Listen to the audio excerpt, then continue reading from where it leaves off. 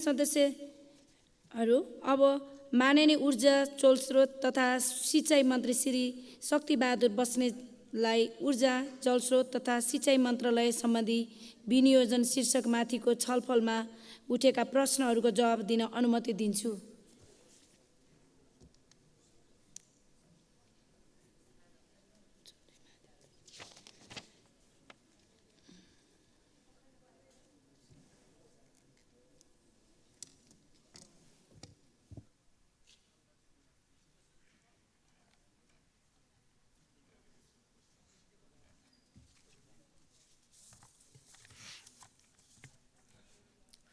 सम्माननीय सभामुख महोदय, अब 2080 को विनियोजन विधेयकको छलफलमा ऊर्जा जलस्रोत तथा सिँचाइ मन्त्रालयको सम्बन्धमा मान्यज्यूहरूले उठाएका जिज्ञासाहरू, सुझाव र सोचाइहरूको बारेमा सम्बोधन गर्न म यहाँ उपस्थित भएको छु। सबभन्दा पहिले छलफलमा सहभागिताको लागि र गहन सल्लाह सुझावको लागि मान्यज्यूहरूप्रति हार्दिक आभार व्यक्त गर्न चाहन्छु र धन्यवाद ज्ञापन गर्न चाहन्छु। यहाँहरूको चासो, चिन्ता, जिज्ञासा, सुझावहरूलाई सम्मान गर्दै तत्सम्बन्धमा म केही विषयहरू यहाँ राख्न गइराखेको छु। अब यो देशको अर्थतन्त्रमा, अर्थव्यवस्थामा परेका दबावहरूको प्रभाव सबैतिर परि नै राखिराखेको छ। सायद यस वर्षको समग्र बजेट कार्यक्रमसँगै यस मन्त्रालयको कार्यक्रममा पनि केही प्रभाव जरुर परेको छ। गत आर्थिक वर्षमा 108 अर्बको बजेट अहिले हामी 87 अर्बमा नै व्यवस्थापन गर्नुपर्ने परिस्थितिमा छौँ। यसो गर्दा 21 अर्बको प्रेसरलाई पनि हामी जसोतसो व्यवस्थापन गरेर अगाडि बढिराखेकै छौँ।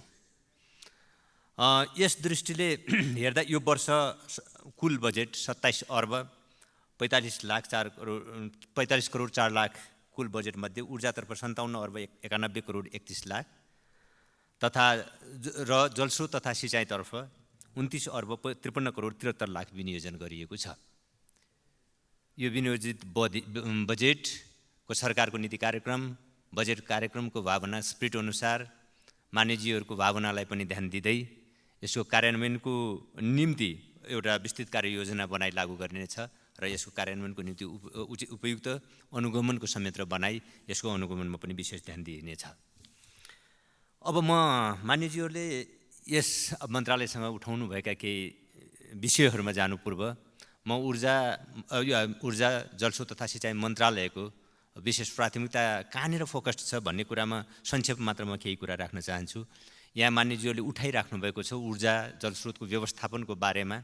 जरुर हामीले ऊर्जा उत्पादनको वृद्धिको कुरा सँगसँगै उत्पादन वृद्धि भइसकेपछि त्यसको व्यवस्थापनको निम्ति चाहिने आवश्यक पूर्वाधारहरूको विषय, त्यसपछि त्यसको वितरण प्रणालीलाई अझ गुणस्तरीय बनाउने, व्यवस्थित गर्ने कुरा, आन्तरिक देशको खपत क्षमता अभिवृद्धि गर्ने, देशको आन्तरिक हाम्रो घरेलु उत्पादन खपत क्षमतालाई वृद्धि गर्ने, त्यसपछि सरप्लस हुन पुगेको बिजुलीको ट्रेड गर्ने, व्यापार गर्ने र यो सबै कामको एउटा एकीकृत सोच, एकीकृत कार्यक्रमका साथ नै मन्त्रालयले आफ्नो कार्यक्रम अगाडि बढाइराखेको छ। म विनम्रतापूर्वक यो अनुरोध गर्न चाहन्छु।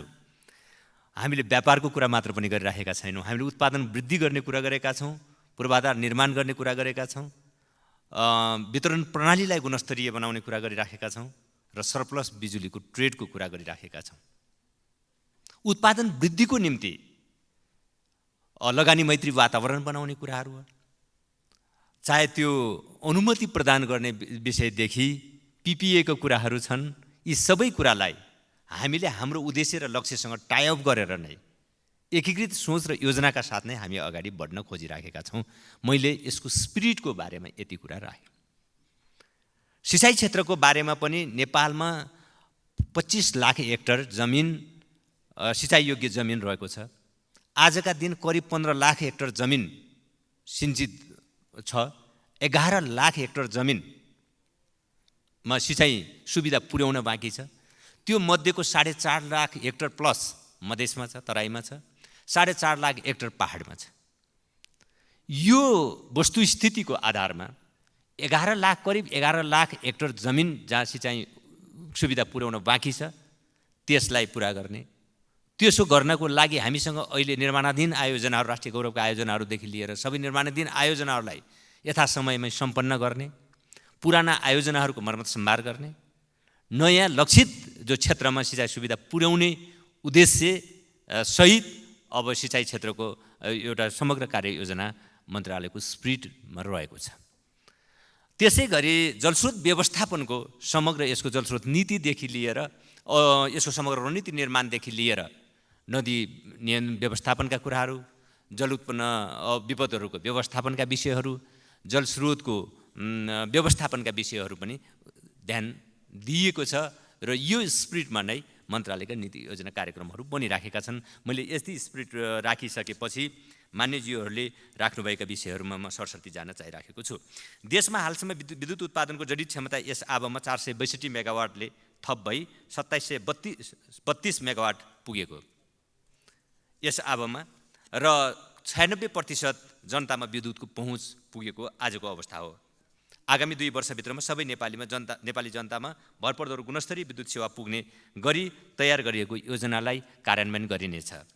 अब त्यसमध्येमा पनि 5वटा प्रदेशहरू म यसै आर्थिक वर्षमा पूर्ण विद्युतीकरणको योजनाका साथ अहिले त्यो कार्यक्रम बनेको छ र कर्णाली प्रदेश र सुदूरपश्चिम प्रदेशमा आगामी 2 वर्षभित्रमा पूर्ण विद्युतीकरणको लक्ष्यसहित कामहरू अगाडि बढाइएको छ।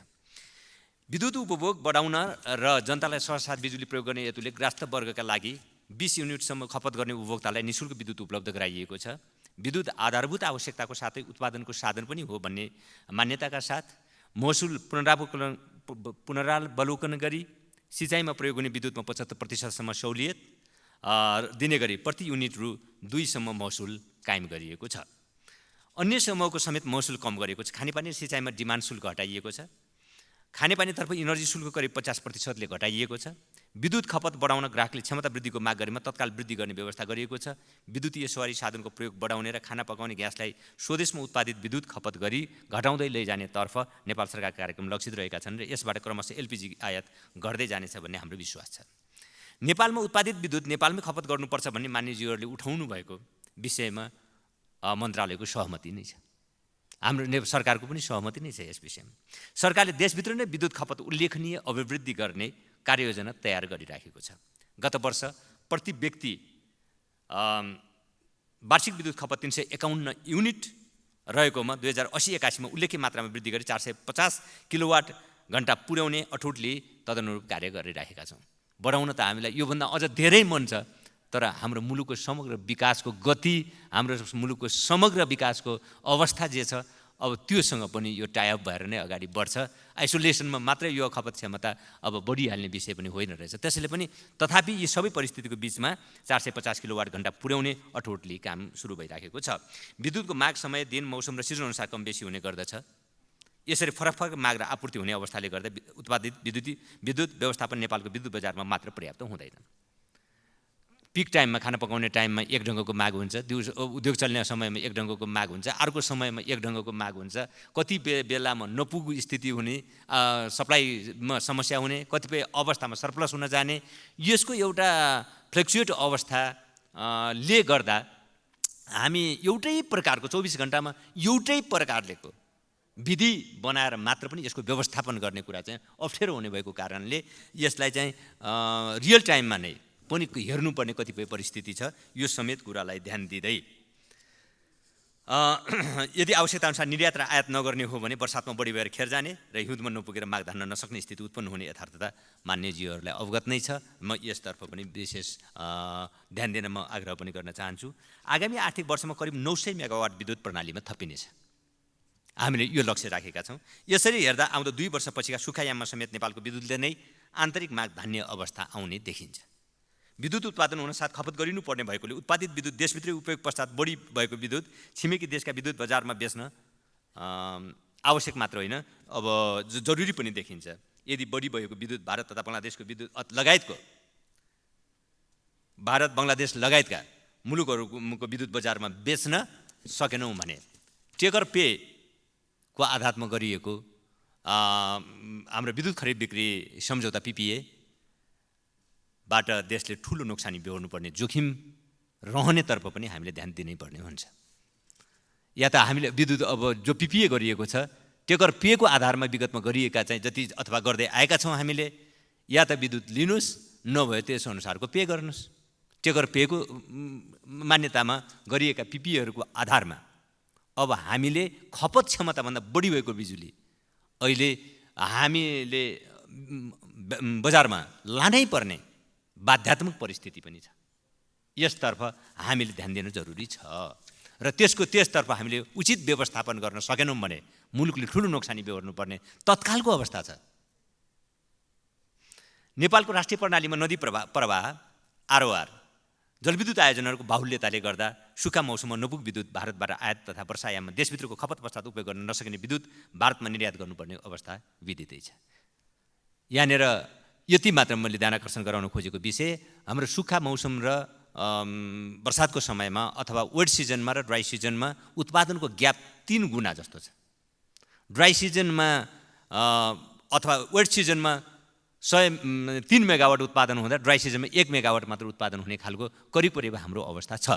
अब हाम्रो खपत क्षमताको प्रकृति फेरि कस्तो छ भने ड्राई सिजन र वेट सिजनमा उस्तै छ। उत्पादनमा 3 गुणा ग्यापको अवस्था, खपत क्षमता हाम्रो ड्राई सिजन र वेट सिजनको उस्तै अवस्थाले गर्दा हामीले हाम्रो समग्र विकास प्रणालीमा र समग्र विकास प्रक्रियामा गुणात्मक ढङ्गले एउटा नयाँ मार्गचित्र तयार नगर्दासम्म र त्यो प्रक्रियामा अगाडि नबढ्दासम्ममा हामीले जतिसुकै खपत क्षमता हामी वृद्धि गर्दा पनि ड्राई सिजनभन्दा वेट सिजनमा हामीसँग 3 गुणा बढी उत्पादन गर्नुपर्ने हुन्छ। र त्यो बेला आजकै हाम्रो विकासको मोडालिटी र प्रकृति अनुसार अगाडि बढिरहँदा हामीसँग सरप्लस विद्युतको सरप्लसको अवस्था हुन आउने देखिन्छ, यो ट्रेन्डको हिसाबले हेर्दा। र त्यो बेलामा सरप्लस विद्युतको हामी ट्रेडतर्फ सोच्नुपर्ने परिस्थिति छ। यो पनि प्रश्न उठ्न सक्ला, 3 गुणा बढी भएको विद्युतलाई बर्सातमा मात्रै उपयोग गरिने खालको विकास मोडालिटी हामीले तयार गर्न सके त अझ राम्रो हुन्थ्यो नि। यो कुरामा विमति जनाउनु पर्ने कुरा केही पनि छैन, तर यो सबै कुराको लागि पनि एउटा प्रक्रियाबाट हामीले गुज्रिनुपर्ने स्थिति तर्फ पनि फेरि हाम्रो ध्यान जानै पर्ने हुन्छ। हालसम्म 452 मेगावाट जलविद्युत भारतीय पावर एक्सचेन्ज मार्केटमा निर्यात बिक्री गर्न स्वीकृति प्राप्त भएको छ। सामान्य प्रधानमन्त्रीज्यूको भारत भ्रमणको समयमा आगामी 10 वर्षमा 10,000 मेगावाट जलविद्युत भारतमा निर्यात गर्ने र जलविद्युत विकासमा द्विपक्षीय लगानी आदि विषयहरू समेटिएको दीर्घकालीन विद्युत व्यापार सम्बन्धी सम्झौतामा 2 देशका ऊर्जा सचिवहरूबाट प्रारम्भिक हस्ताक्षर भएको छ। सोको प्रभावकारी कार्यान्वयनबाट ठूला जलविद्युत आयोजनाहरूको लगानीमा प्रतिफल सुनिश्चित भई आयोजना विकास निर्माण हुने निश्चितता बढ्दै जाने विश्वास हामीले लिएका छौँ। अब यो 10,000 को ट्रेडको कुरा कहाँबाट ल्याएर ट्रेड गर्ने कुरा मात्र होइन, यो ट्रेडसँग मात्र सम्बन्धित छैन, यो उत्पादनसँग पनि सम्बन्धित छ। बजारको सुनिश्चितताले उत्पादनको वृद्धिमा योगदान गर्नेछ, यो अन्तर्सम्बन्धित कुराहरू हुन्। र लगानीको वातावरण पनि, लगानी मैत्री वातावरण पनि सृजना गर्नेछ भन्ने हाम्रो विश्वास छ। त्यसकारण यो अघि मैले भने जस्तो उत्पादन फेरि पूर्वाधार निर्माणको कुरा, डिस्ट्रिब्युसन सिस्टम र ट्रेडको हामी एउटा एकीकृत सोचका साथ नै अगाडि बढ्न हामी खोजिराखेका छौँ।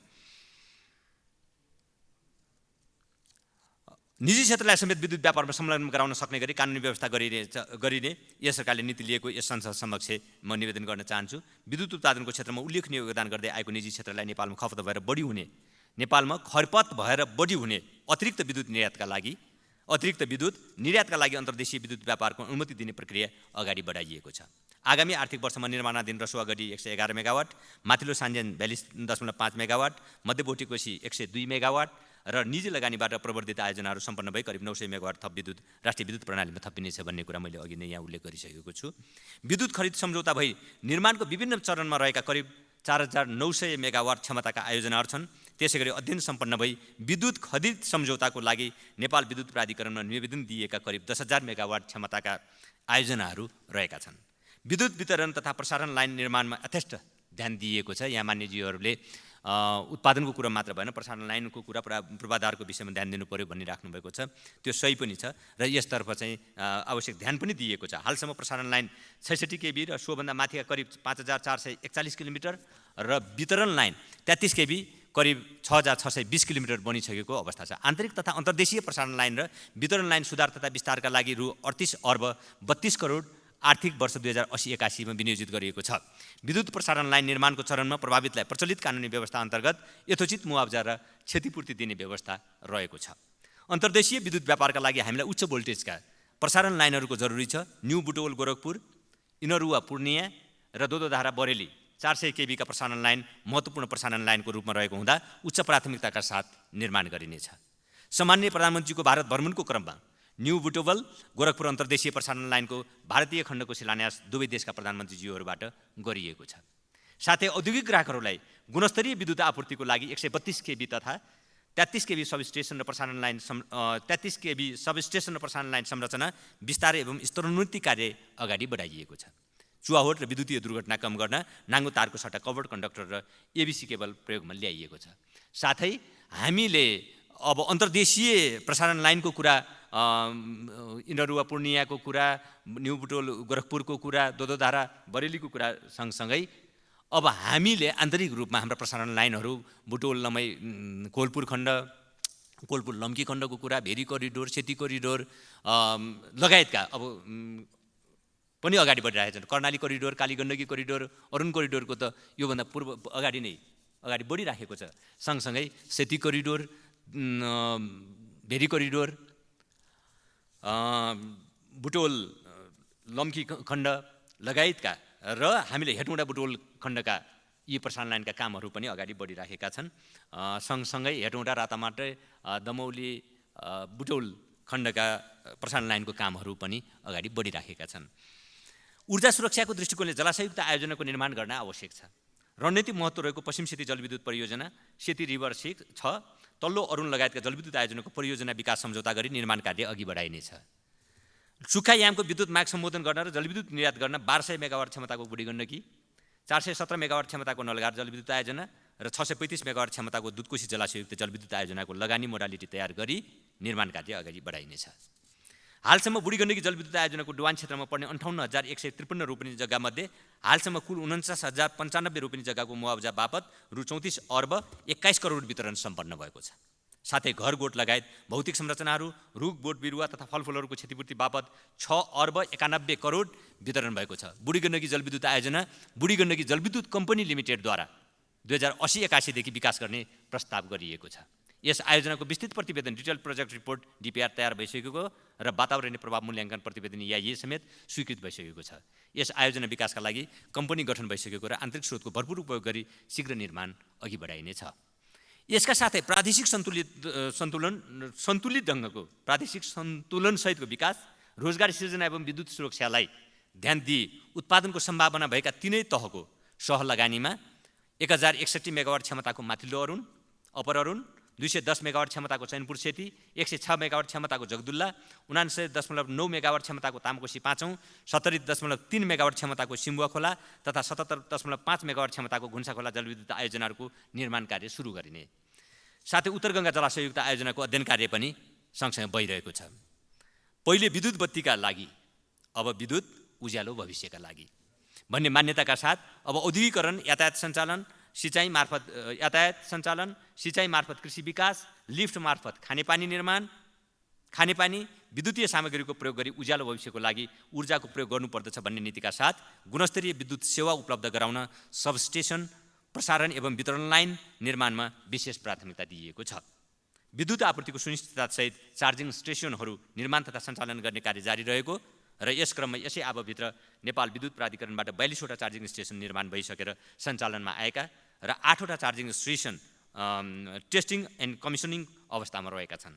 अब 80-81 थप 12वटा चार्जिङ स्टेसन नेपाल विद्युत प्राधिकरणबाट बनाउने लक्ष्य लिएको छ। साथै निजी क्षेत्रबाट निर्माण भइरहेको चार्जिङ स्टेसनका लागि ट्रान्सफर्मर र आवश्यक विद्युतीय पूर्वाधार पुर्याउने व्यवस्था गरिएको छ। निजी क्षेत्रबाट पनि देशका विभिन्न भागमा 100वटा भन्दा बढी चार्जिङ स्टेसन स्थापना भइसकेका छन्। राष्ट्रिय प्रसारण लाइन नपुगेका दुर्गम क्षेत्रका घरधुरीमा लघु तथा साना जलविद्युत र सौर्य तथा वायु जस्ता नवीकरणीय ऊर्जा प्रविधिको विस्तार कार्य भइरहेको छ। सन् 2045 भित्र खुद शून्य कार्बन उत्सर्जनको लक्ष्य हासिल गर्न परम्परागत ऊर्जा एवं आयातित इन्धनलाई निरुत्साहित गरी हरित ऊर्जा उपयोग र प्रवर्धनलाई जोड दिई बायोग्यास, बायोडिजल, इथानोल, सौर्य ऊर्जा, विद्युतीय चुलो, सुधारिएको चुलो लगायतका स्वच्छ एवं किफायती प्रविधिको प्रवर्धन गरी स्वच्छ ऊर्जा प्रविधिको प्रयोगलाई प्रोत्साहन गरिएको छ। वैकल्पिक ऊर्जा प्रवर्धनका लागि रु 1 अर्ब 74 करोड रकम 2080-81 को लागि विनियोजन समेत गरिएको छ। विगत केही वर्षदेखि ROR स्किम प्रारूपको जलविद्युत आयोजनाहरूको विद्युत खरिद बिक्री सम्झौता नेपाल विद्युत प्राधिकरणबाट नभइरहेको अवस्थामा पछिल्लो समयमा 1500 मेगावाटको जलविद्युत आयोजनाको विद्युत खरिद बिक्री सम्झौता अगाडि बढेको छ। साथै PROR र स्टोरेज प्रोजेक्टहरूको यथावत रूपमा PPA भइरहेको छ र हामी 10 मेगावाट भन्दा साना आयोजनाहरूलाई क्यू फ्रीमा राख्ने तिर पनि मन्त्रालयले आवश्यक ध्यान दिइरहेको छ। सामान्य सभामुख महोदय, अब म जलस्रोत तथा सिँचाइ क्षेत्रका बारेमा मान्य सदस्यहरूले राख्नुभएको प्रश्न र जिज्ञासाका बारेमा केही कुरा राख्न गइरहेको छु। मान्य सदस्यज्यूहरूबाट राष्ट्रिय गौरवका सिँचाइ योजनाहरूको मर्मत सम्भार, भूमिगत तथा सतह लिफ्ट सिँचाइ, नदी व्यवस्थापन लगायतका बारेमा गहन सुझावहरू दिनुभएको छ। यी सुझावहरू क्रमशः कार्यान्वयन हुँदै जाने म विश्वास दिलाउन चाहन्छु। राष्ट्रिय गौरवका सिँचाइ आयोजनाहरूको सन्दर्भमा कैलालीको रानी जमरा कुलरिया सिँचाइ आयोजना विकास साझेदार संस्था तथा नेपाल सरकारको संयुक्त लगानीमा 14,300 हेक्टर आधुनिकीकरण कार्य अन्तिम चरणमा रहेको छ। हालै यस योजनाको मूल नहर तथा रानी जमरा तथा कुलरिया गरी तीनवटै शाखामा पानी सञ्चालन गरिएको छ। यसबाट दिगो र भरपर्दो सिँचाइ सुविधा प्राप्त हुनेछ। यसैगरी लम्की शाखा विस्तार मूल नहरको काम सकिएको छ भने शाखा प्रशाखा बनाउन बजेट विनियोजन गरिएको छ। लम्की विस्तारबाट पथरैया नदीसम्म थप 6000 हेक्टर जमिनमा 12 महिना सिँचाइ सुविधा पुग्नेछ। पथरैयादेखि कान्द्रा नदीसम्मको करिब 18,000 हेक्टरमा सिँचाइ विस्तार गर्न थप अध्ययन भइरहेको म यहाँ राख्न चाहन्छु। महाकाली सिँचाइ आयोजनामा मूल नहर विस्तार, शाखा नहर निर्माण र सिँचाइ सुविधाका लागि महाकाली सन्धि अनुसार टनकपुरबाट पानी प्राप्त गर्न कूटनैतिक पहल भएको छ। बबई सिँचाइ आयोजनाको पश्चिमी मूल नहर विस्तार र सिन्चित क्षेत्र विकासका कामहरूका लागि बजेट प्रस्ताव गरिएको छ। भेरी बबई डाइभर्सन बहुउद्देश्यीय आयोजनाको बाँध, पावर हाउस, हाइड्रोमेकानिकल तथा इलेक्ट्रोमेकानिकल निर्माण कार्यका निर्माण व्यवसायी परिचालित भई निर्माण कार्य निरन्तर चालू रहेको छ। सिक्टा सिँचाइ आयोजनाको पश्चिमतर्फ 15,000 हेक्टरमा र पूर्वी नहरबाट यसै वर्षदेखि 4,200 हेक्टर जमिनमा सिँचाइ विस्तार भइसकेको छ।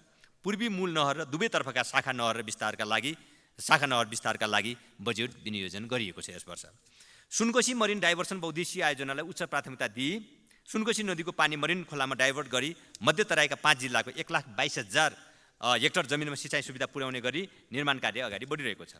यस आयोजनाबाट रामेछाप सिन्धुलीमा हुने डुबान र मरिनतर्फको असरलाई न्यूनीकरण गर्न र आदिवासी जनजातिहरूको जनजीविकामा असर नपर्ने गरी विभिन्न कार्यक्रमहरू प्रस्तावित तथा कार्यान्वयनमा रहेका छन्। यस आयोजनाको बाँध लगायतका सबै संरचनाहरू निर्माणको खरिद सम्झौता सम्पन्न भइसकेकोले द्रुत निर्माणका लागि करिब 4 अर्ब विनियोजन गरिएको छ। यस आयोजनाको सुरुवाती चरणमा तल्लो तटीय क्षेत्रमा रहेको सुनसरी मोरङ सिँचाइ आयोजनामा पर्न सक्ने असर विश्लेषण गरिएको छ। जलाधार क्षेत्रमा विकासको क्रममा रहेका